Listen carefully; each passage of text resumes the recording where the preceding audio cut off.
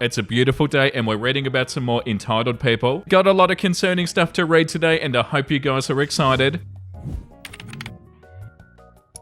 It's 2004, you have to have a baby. My family thought they were entitled to my womb. Yeah, that's a sentence I never thought I'd say. I saw a comment about tradition being peer pressure from dead people. It brought me back to the year or the 18 months that my family thought they were entitled to my reproductive habits. The situation starts back in 1964 when my uncle and his wife had their first daughter. Then in 1974, my aunt and her husband welcomed their first daughter. My mum had me in 1984. That same year, 64 gives birth to her first child. Then in 1994, 74 gave birth to her first child. I'm growing up and the whole of my mother's side of the family tells me, you're going to have a baby in 2004 to continue the tradition. In 2003, 64's mother died unexpectedly from cancer. And then my mother's side of the family began hounding me. You need a boyfriend. You're having a baby next year. I tell them boyfriends are off the table because I'm into girls. That doesn't matter. Get drunk and have a one-night stand. You and your girlfriend can raise them together. Absolutely not. Find a gay guy. Get drunk and think of England. Again, no. I'm not even 20 yet. All of 2003 into 2004, better get pregnant soon or they won't be born in 2004. No. To the point that they got mad at me when it became evident that I wasn't having a baby in 2004 and stopped talking to me for months. The only person in on this whole thing, I mean is technically part of the tradition since I was 84, that was not mad at me was my mother. She knew I didn't want kids and that was fine with her. Plus, even she said that it was all coincidence that it even happened that way. It's not tradition, just luck. Wow, that's actually awful. Like they actually full on expected you to do this to the point that they got angry at you when you didn't and they stopped talking to you. How bloody ridiculous. That's actually so bad and so sad too. And the fact that when you told them that you're into girls and they say, oh, that doesn't matter, get drunk and have a one night stand, you and your girlfriend can raise them together. What the hell? Like this would be the only reason to have a child. And what, they can't see a problem with that? The audacity. Oh my God. And the bit where they said get drunk and think of England with a one night stand. I forgot about that. That's a disgusting thing to say. Yeah, the top comment reminded me. It says, I do so hope that you suggested to them that they get drunk and think of England with a one night stand. You know, if it means so much to them. Honestly, that was just blatantly rude of them. Just when you think you have a good measure of how stupid people can be, somebody comes along to make you realize how wrong you are. Yeah, I can't believe what we just read. That's definitely going to be the thumbnail on the episode. That's so wild. I'm sorry you had to deal with that, OP. And yeah, like your mum said, it's not tradition, it's luck. And also ludicrous. The next one is called Sister-in-Law Thinks She's Entitled to Late Brother's Property. So to start this off, it isn't my story but one of my best friends, Alyssa, but I was there when it happened. It's something that happened years ago, but we were reminiscing about the past, and then after seeing a couple of other posts similar to the situation, we got talking about it. I have been given permission to talk and post about it. My best friend, who we'll call James, met the love of his life, Alyssa, when we were teenagers. Unfortunately, they ended up breaking up over a misunderstanding. A few years later, they ended up meeting again through a mutual friend of ours, Alan, who was her cousin at his birthday party. After reconnecting, they fell back in love and they got back together. When they wanted to get married, not even a year after dating, his family, mainly parents, thought they were moving too fast, along with the fact they only thought she was after his money, which wasn't true because she had her own money as she was doing very well in her career, just as he has. And when his family realized that, they apologized and they did warm up to her. Unfortunately, roughly 4 years after they got married, he died in a car accident. Oh, that's so sad. The house, which he bought not even a month before they got back together, was in his will to go to her and the daughter that they shared together. Roughly 6 months after his funeral, his sister, who we'll call Josie, showed up at the house. Alyssa has allowed and still does allow James's family to see their daughter, and also lets them have her for occasional holidays or almost any time they want or the daughter wants to go over. When Josie said that she, her husband, and 2 children needed a place, Alyssa was quick to offer them a place to stay until they got back on their feet. The house is a 3-bedroom with a finished walkout basement. Here's where it gets amusing in our eyes. Josie started going off on her, saying how Alyssa needs to move out and find somewhere else to live, that it was only right for Josie and her family to be the one that has her brother's house. She even said that Alyssa only had it because of him, and now that he's gone, there's no reason for her to still be living there. Oh, how dare they? Josie even went as far as saying that James would be rolling in his grave knowing that there are lesbian lovers living in his house. I wasn't living there, but was there quite a bit to help out. That it was wrong because she, Alyssa, was cheating on James even before he died with me, and Josie didn't even know why he even stuck with her, which surprised us both to hear her say because she always appeared that she liked us both. After they argued more, Alyssa tried multiple times to get her to leave, leave. But of course, Josie said that she wasn't gonna leave until the house was given to her like it should have been all along. Alyssa eventually called Josie's parents and asked them to come remove their daughter from the house, and if they couldn't, she'd be forced to get the authorities involved. Thankfully they did, but unfortunately over the next month, Josie showed up and tried multiple different times to argue with Alyssa more over who should be living in the house until her parents threatened to take it out of the will. Josie, what the hell? The audacity and the entitlement. Ew. Oh, I feel so bad for Alyssa. What an awful situation. Your partner dies in a tragic accident, and then his sister shows up and tries to get you to move out of the house. And yeah, of course, like the top comment says, if James had meant for her and her family to have his house, he would have left it to them in his will. He didn't. End of story. Delusional. Just delusional. Taken together with the misplaced homophobia. What a charmless individual. Yeah, 1,000,000%. And OP said definitely. This happened about 10 years ago, and Josie has since apologized for her actions, saying that she wasn't in her right state of mind. Yeah, it doesn't sound like it. Yeah, that's so sad. The next one is called Inconsiderate Woman at McDonald's. So I go into McDonald's and I put in my order at the kiosk. I'm order 929 and they're in the middle of the lunch rush and they're on 912. I'm looking to be here a while, so I go and sit down and I play on my phone to wait. After a while I hear 928, 929 shouted out and I get up to go get my food. 928 is getting their bag and they grab and go. I'm walking to get my bag and a woman storms past me and starts complaining about her large and complicated order being wrong. Don't remember the details, I wasn't really in the mood. I try and wait until she can finish talking to the manager, but her rant goes on and on. To hear her talk, you'd think the staff had just thrown random food into her bag without even glancing at the order screen. So I say, "Excuse me, may I get my bag please?" The woman snaps back, "You wait your goddamn turn," and goes back to raving at the manager. This is where the manager messed up, at least he did in this woman's eyes. He grabbed my bag and he handed it to me. I grabbed it, thanked the manager, and I headed for the door. The woman's tirade got worse and she was near to full-on yelling. I just walked out the door, got in my car and drove off. Yeah, you did the right thing, OP. There's no winning with somebody like that. You're like, you know what? I'm not gonna put up with this.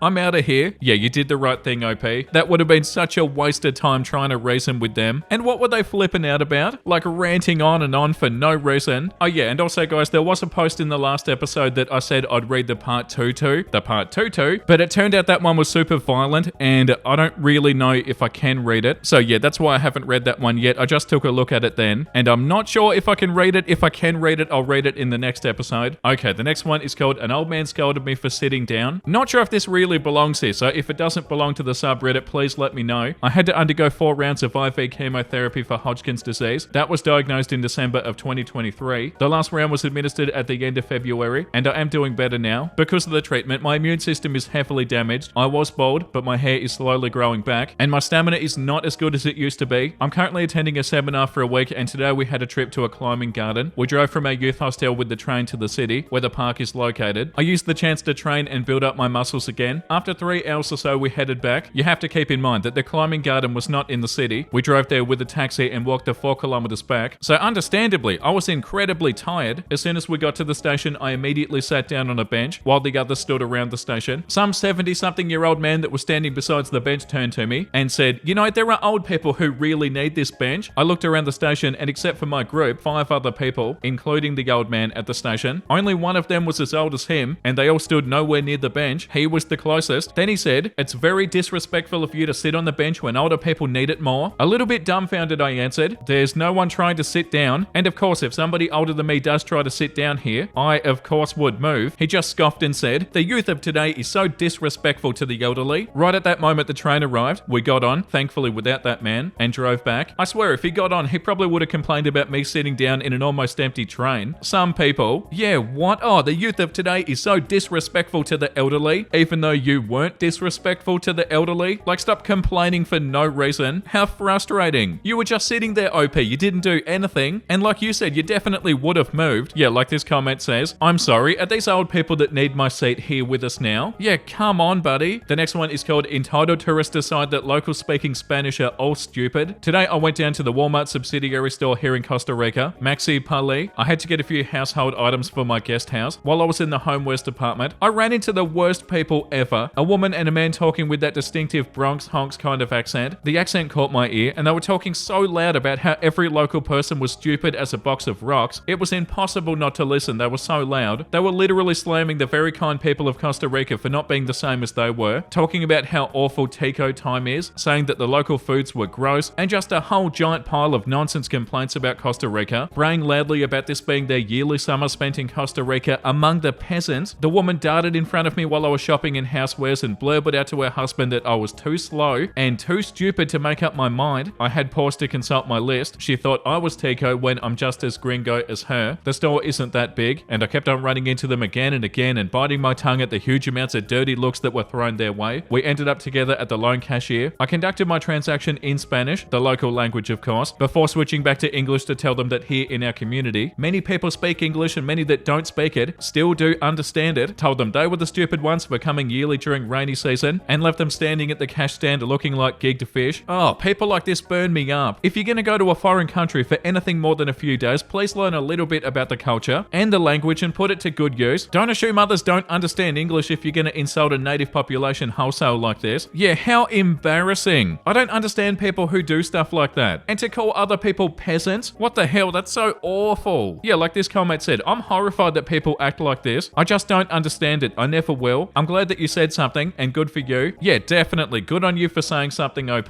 But yeah, I don't understand it either. So nasty and wrong and ignorant and unnecessary. Yeah, and also this comment, did they think that Walmart is like a US embassy? Like they're on American soil at Walmart? Absolutely wild. Yeah, that's so bad. The next post is called Entitled Neighbors Think It's Okay to Have a Cigarette and Chat in a Place That Wakes Up 4 Other Households at all hours of the day. I was previously here because of my neighbor who likes to think that he could just come into my garden when he wanted. Well, he sold the properties behind us and they have had a major refit. They've only just become habitable and people have started moving in. A couple of nights ago, my boyfriend woke up telling somebody to shut up at 4:45 a.m. I had my earplugs in so I didn't hear it, but eventually I could hear somebody talking outside. It was so close, it sounded like they were in our garden. I looked out and I found 2 people in their mini courtyard having a cigarette and a chat at 4:45 a.m. Obviously, I was quite sleepy, so I asked them to just go inside as they'd woken us up. Well, no, they had zero interest in being decent people. No apology for waking people up so early. In fact, their first reaction was to accuse me of shouting at them, and I didn't. They then just shouted at us that if we didn't like it, shut the windows. It was at least 23 degrees that day, and my house retains heat like a biatch, so my bedroom was about 40 degrees. When I explained our room was hot, they just proceeded to keep arguing. I gave up and I walked off in the end. They went in about 5 minutes after. Since then, nothing. Until now. I have to be up at 6 a.m. It's currently midnight and I've been woken up by them yet again. Having a chat and a cigarette in the courtyard. Even with my earplugs in, I can hear them. I've shut my window as it thankfully isn't too hot, but I know if I asked them to go in, it would have descended into another argument. They know that being in the courtyard wakes us up, yet they seem to not give a damn. Thankfully, I should be moving in the next couple of months, so I may only have to deal with the entitlement for a little bit longer. I hope the people who take over this house are up all hours keeping them awake, so they know how it feels. Yeah, right, okay, I don't really understand. The title said they wake up 4 other households at all hours of the day, but you didn't mention 4 other households. Yeah, I don't know, it's hard to know unless you're in the situation, I suppose. Because yeah, if they're being overly loud, yeah, that's not cool. But if they're just being there on their own property and they're not really being that loud, like they're just talking, then, you know, they are allowed to do that. But at the same time, if they are being super loud and they're waking people up, I definitely understand where you're coming from. There are comments like this one. That's not really entitled behavior though. Are they not allowed to talk outside? Do they rent there? If they brought out speakers and started playing disco and filming social anxiety TikToks, then yeah, maybe. But if I work nights and I am friends with my neighbors who smoke, I'd probably have a smoke with them at 5 a.m. If you'd asked me to go inside, and probably with a bit of a snarky attitude, let's be real, I'd probably be tempted to give fewer damns after that. Yeah, there's a comment under that one that says it's mildly infuriating, but not entitled behavior. They are entitled to be talking outdoors by renting the place. Sound travels at nighttime. This is what happens when we live so close to our neighbors. Better to live and let live. If you get worked up, it's going to be so hard to fall back to sleep. And the top comment says human voices are surprisingly loud, even when you think you're speaking at a normal volume. Yeah, so are they just sitting outside and talking normally? Or are they being super loud and obnoxious? But yeah, either way, that's enough for today. That was enough entitled people for one day, and I hope you enjoyed today's episode. And thank you for watching, guys. Time to read something wholesome. Me dancing to melodic death metal in my kitchen. My dog just being happy that I'm happy. Oh, that's so cute. I don't really understand what you're listening to, but I enjoy it. I love to see you happy. Today is the worst. Just awful. Everything is ruined. I am the embodiment of sadness. Oh, never mind. Oh, that's so cute.